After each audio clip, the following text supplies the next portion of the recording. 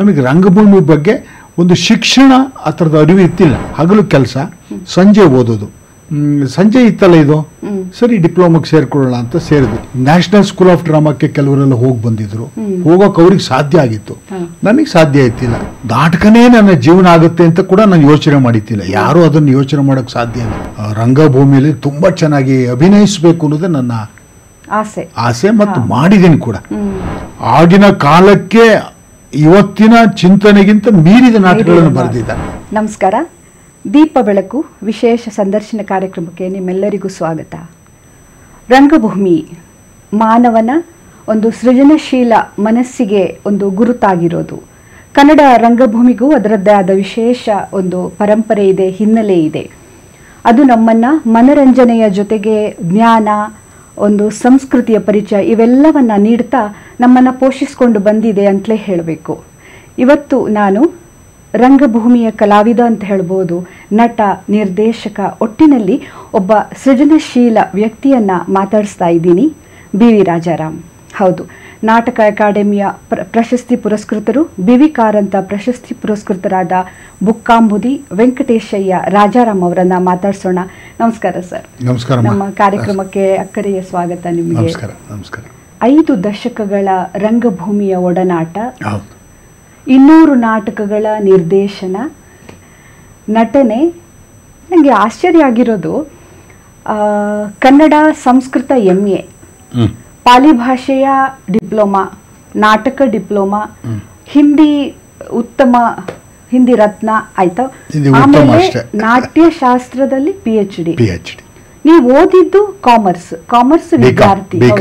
ಮೂಲ ನಿಮ್ಮ foundation commerce ಇದ್ದು, ಆ ಲೆಕ್ಕ ನಂತರ ಸೃಜನಶೀಲ ಮನಸ್ಸಾಗಿ ಪರಿವರ್ತನೆ ಆಗುತ್ತೆ.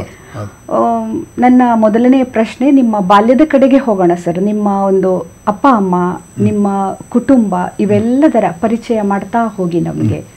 ಈಗ ಏನಾಗುತ್ತೆ ಅಂದರೆ, ನಾವೆಲ್ಲ ಹುಟ್ಟಿ ಬೆಳೆದದ್ದು ಹಳ್ಳಿನಲ್ಲಿ. ನಮ್ಮದು ಬುಕ್ಕಾಂಬುದಿ ಅಂತ ಊರು, ಚಿಕ್ಕಮಗಳೂರು ಜಿಲ್ಲೆ. ಅದ್ರ ಪಕ್ಕದಲ್ಲಿ ತಾವರೆಕೆರೆ ಅಂತ, ಅದೊಂದು ಹಳ್ಳಿನೇ. ಇವೆಲ್ಲ ಹಳ್ಳಿಗಳಲ್ಲಿ ನಾನು ಓದಿದ್ದೆಲ್ಲ ಮೊದಲು 7ನೇ ತರಗತಿವರೆಗೂ ನಾನು ತಾವರೆಕೆರೆನಲ್ಲಿ ಓದಲಿಕ್ಕೆ ಸಾಧ್ಯ ಆಯಿತು, ಅಲ್ಲಿ ಓದಿದೆ. ಆಮೇಲೆ ಬುಕ್ಕಾಂಬುದಿ, ಅಲ್ಲೊಂದು ಸ್ವಲ್ಪ ನಮ್ಮೂರಲ್ಲಿ ಅವಾಗ ಹೈಸ್ಕೂಲ್ ಇತ್ತಿಲ್ಲ ತಾವರೆಕೆರೆಯಲ್ಲಿ, ಇಲ್ಲಿಗೆ ಬರಬೇಕಾಗಿತ್ತು, ಇಲ್ಲಿ ಓದಿದೆ 2 ವರ್ಷ. ಆಮೇಲೆ ಮೈಸೂರಿಗೆ ಬಂದೆ.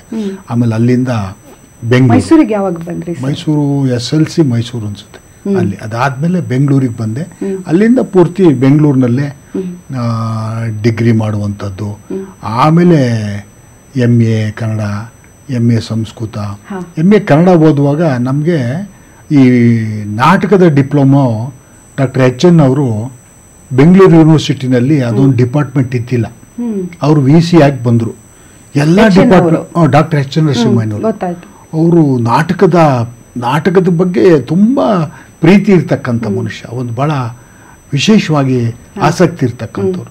ನೋಡಪ್ಪ, ಬೆಂಗಳೂರು ಯೂನಿವರ್ಸಿಟಿಲಿ ಎಲ್ಲ ಡಿಪಾರ್ಟ್ಮೆಂಟ್ಗಳು ಇದೆ, ಇದೊಂದು ಮುಖ್ಯವಾದ ಡಿಪಾರ್ಟ್ಮೆಂಟ್ ಇಲ್ವಲ್ಲಪ್ಪ ಅಂಥೇಳಿ ನೃತ್ಯ, ನಾಟಕ, ಸಂಗೀತ ವಿಭಾಗವನ್ನು ಅವರು ಬಂದ ಮೇಲೆ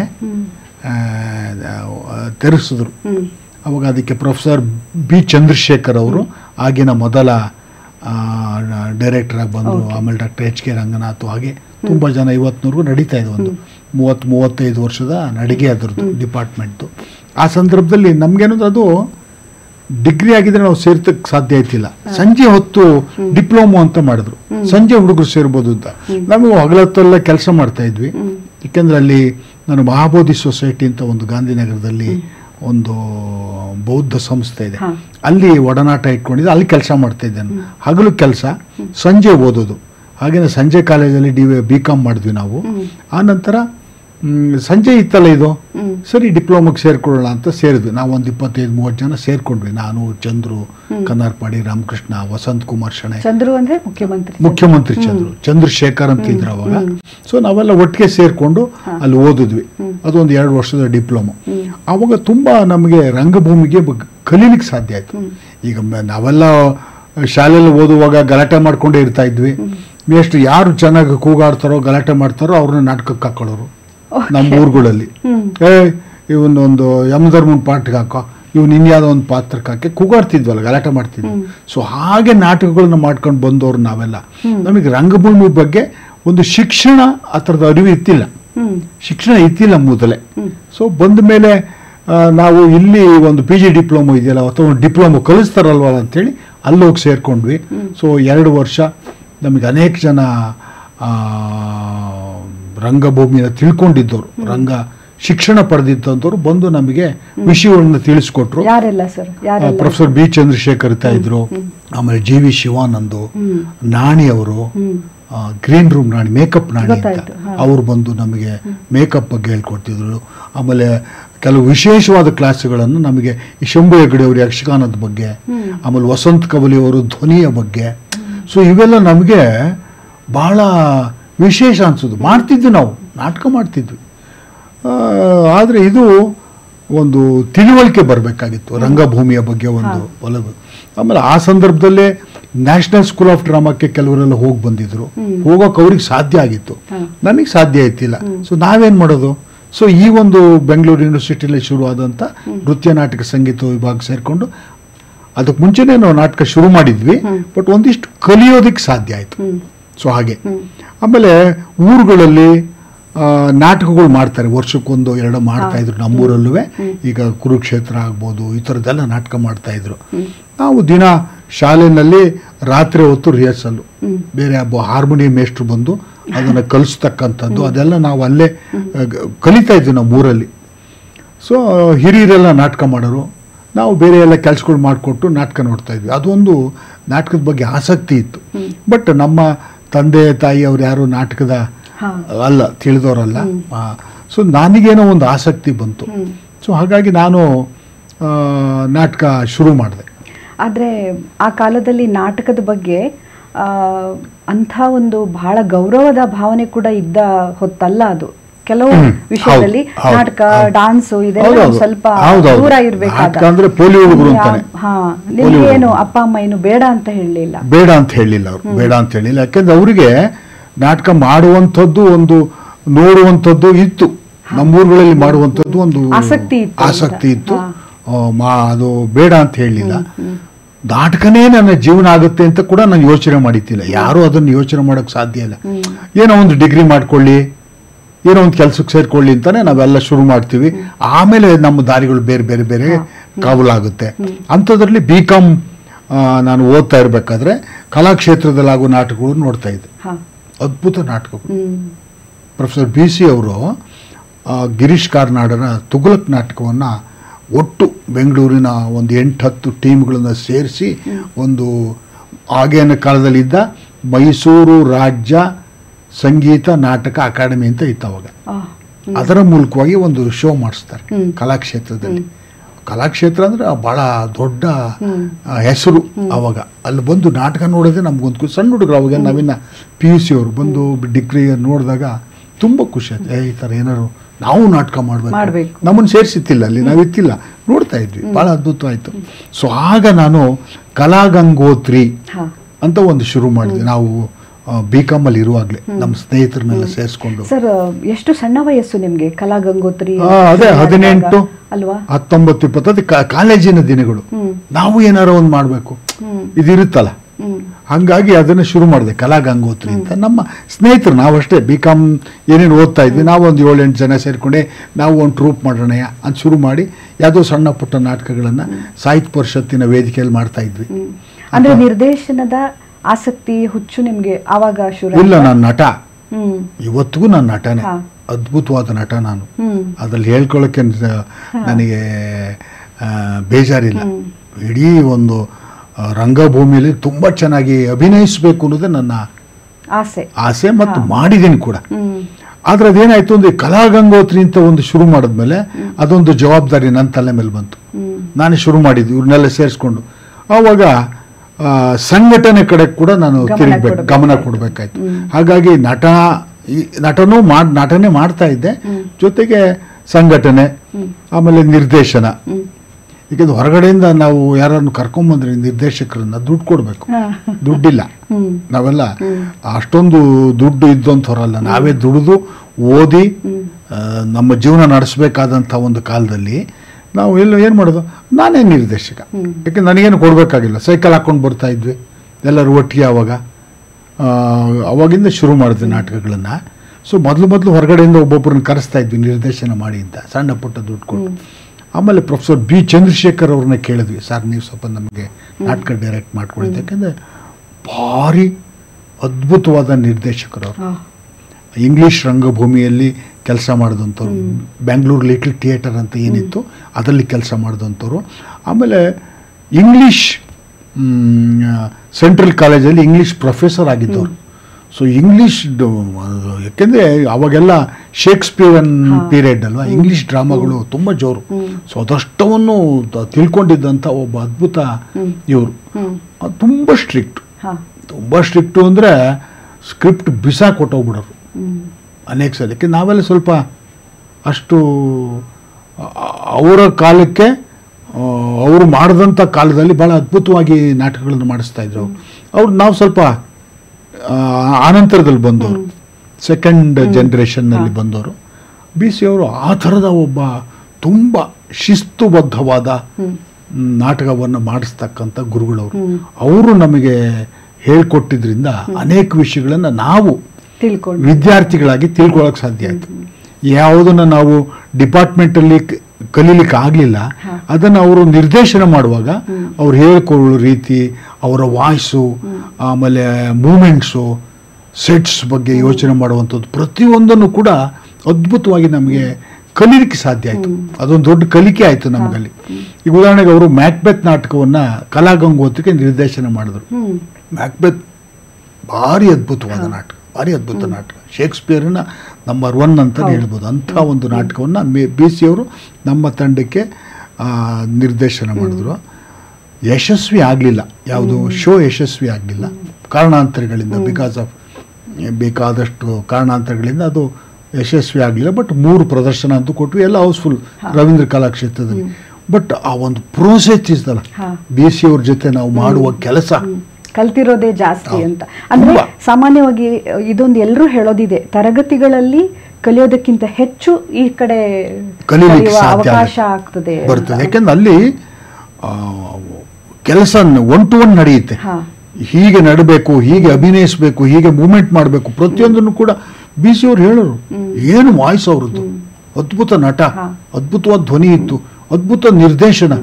ಆಮೇಲೆ ಇಡೀ ಪಾಶ್ಚಾತ್ಯ ರಂಗಭೂಮಿನ ಅರ್ಥ ಕುಡಿದ್ಬಿಟ್ಟಿದ್ರು ಇಂಗ್ಲಿಷ್ ಥಿಯೇಟರ್ನೆಲ್ಲ. ತುಂಬ ಚೆನ್ನಾಗಿ ಕನ್ನಡ MA ಮಾಡ್ತೀರಿ, ಸಂಸ್ಕೃತ MA ಮಾಡ್ತೀರಿ. ನನ್ಗೆ ಆಸಕ್ತಿ ಬಂದಿರೋದು ನಿಮ್ಮ PhD ವಿಷಯ, ನಾಟ್ಯಶಾಸ್ತ್ರ ಆಧುನಿಕ ರಂಗಭೂಮಿಯ ಮೇಲೆ ಅದರ ಪ್ರಭಾವ ಅಂತ. ಭರತನ ನಾಟ್ಯಶಾಸ್ತ್ರದಲ್ಲಂತೂ ಬಿಡಿ, ಅದು ನಾಟಕದ ಎಲ್ಲ ಅಂಗಗಳ ವಿಶ್ವಕೋಶ ಅದು ವಿಶ್ವಕೋಶ. ಬಟ್ ಆಧುನಿಕ ರಂಗಭೂಮಿಯಲ್ಲಿ ನೀವು ಏನು ಅದರ ಮೂಲಕ ಏನನ್ನ ಕಂಡುಕೊಂಡ್ರಿ? ಅದೇನು ಅಂದ್ರೆ, ನಾವು ಡ್ರಾಮಾ ಡಿಪ್ಲೊಮಾ ಓದುವಾಗ ಗ್ರೀಕ್ ಥಿಯೇಟರ್ ಬಗ್ಗೆ ಹೇಳ್ಕೊಡ್ತಾರೆ. ಅಲ್ಲಿಂದ ಆಚೆ ಅಪ್ ಟು ರೋಮನ್ನು, ಶೇಕ್ಸ್ಪಿಯರು, ಈ ಥರದ್ದೆಲ್ಲವನ್ನು ಹೇಳ್ಕೊಡ್ತಾರೆ. ಸಂಸ್ಕೃತ ರಂಗಭೂಮಿನ ಹೇಳ್ಕೊಡ್ತಾರೆ. ಅದರಲ್ಲಿ ಏನಾದ್ರು ವಿಶೇಷ ಇದೆಯಾ ಅಂತ ಹುಡುಕಿದಾಗ ರಸ ಥಿಯರಿ ಬಹಳ ವಿಶೇಷ ಆಯಿತು. ನಾನು ಇದ್ರ ಬಗ್ಗೆ ಒಂದಿಷ್ಟು ಏನಾದ್ರು ಓದಬೇಕು ಅಂತ ಅಂದ್ಕೊಂಡಾಗ ಕನ್ನಡ MA ಒಂದು ಪುಸ್ತಕದಲ್ಲಿ ಅದು ರಸ ಥಿಯರಿ ಬಗ್ಗೆ ಬರುತ್ತೆ. ಇನ್ನೇನಾದ್ರು ಓದಬೇಕು ಅಂದಾಗ ಸಂಸ್ಕೃತ MA ಮಾಡೋಣ ಅಂತೇಳಿ ಅಲ್ಲಿ ಶುರು ಮಾಡಿದಾಗ ಅದನ್ನು ಓದಿದೆ. ಹಿಂಗೆ ಬಾಲ ಹಿಡ್ಕೊಂಡು ಹೋಗಿದ್ದು. ಆಮೇಲೆ ನೆಕ್ಸ್ಟ್ MPhil ಮಾಡಿದೆ, ಸಂಸ್ಕೃತ ನಾಟಕಗಳ ಬಗ್ಗೆ MPhil. ಅಂದರೆ ಆ ನಾಟಕಗಳನ್ನು ಓದುವಂಥದ್ದು. ಭಾಳ ಅದ್ಭುತವಾದ ನಾಟಕಗಳನ್ನು ಬರೆದಿದ್ದಾರೆ. ಆಗಿನ ಕಾಲಕ್ಕೆ ಇವತ್ತಿನ ಚಿಂತನೆಗಿಂತ ಮೀರಿದ ನಾಟಕಗಳನ್ನು ಬರೆದಿದ್ದಾರೆ ಸಂಸ್ಕೃತ ನಾಟಕಗಳು. ಯಾವ ರೀತಿ? ಈಗ ಭವಭೂತಿ ಉತ್ತರ ರಾಮಚರಿತ ಅಂತ ಒಂದು ನಾಟಕ, ಭವಭೂತಿಯವರು. ಅದರಲ್ಲಿ ನಾಟಕದೊಳಗೆ ಒಂದು ನಾಟಕ ಬರುತ್ತೆ. ಈ ಶ್ರೀರಾಮ ಇಲ್ಲಿ ಕೂತ್ಕೊಂಡು ನಾಟಕ ನೋಡ್ತಿರ್ತಾನ ಅವನು, ಲವಕುಶರ ನಾಟಕನ. Is on stage, there also on stage. ರಾಮಾಯಣದ ಒಂದು ಭಾಗ ಅದು ಉತ್ತರ ರಾಮಚರಿತ. ಅಂದ್ರೆ ಗರ್ಭಾಂಕ ಅಂತಾರೆ, ಬಹಳ ವಿಶೇಷವಾದ ಒಂದು ನಾಟಕ ಅದು.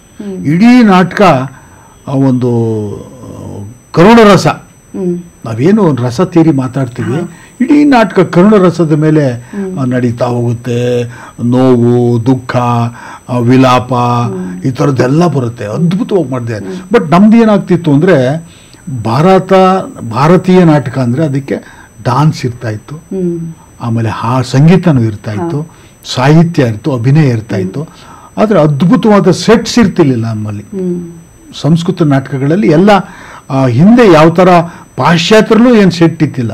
ಈಗ ಉದಾಹರಣೆಗೆ ಶೇಕ್ಸ್ಪಿಯರ್ ನಾಟಕದಲ್ಲಿ ಸೆಟ್ಸ್ ಇಲ್ಲ.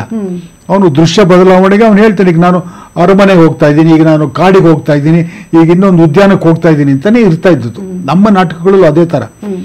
ಆಮೇಲೆ ಈಗ ಹೊಸದಾಗಿ ಬಂದಿರತಕ್ಕಂಥ ಈ ಪಾಶ್ಚಾತ್ಯ ನಾಟಕದ ಆಚಾರದಲ್ಲಿ ನಾವು ಸೆಟ್ಸ್ಗಳನ್ನೆಲ್ಲ ಕ್ರಿಯೇಟ್ ಮಾಡ್ಲಿಕ್ಕೆ ಸಾಧ್ಯ ಆಗಿದೆ. ಹೌದು ಹೌದು ಹೌದು, ಅದ್ಭುತವಾದ ಸೆಟ್ಸು.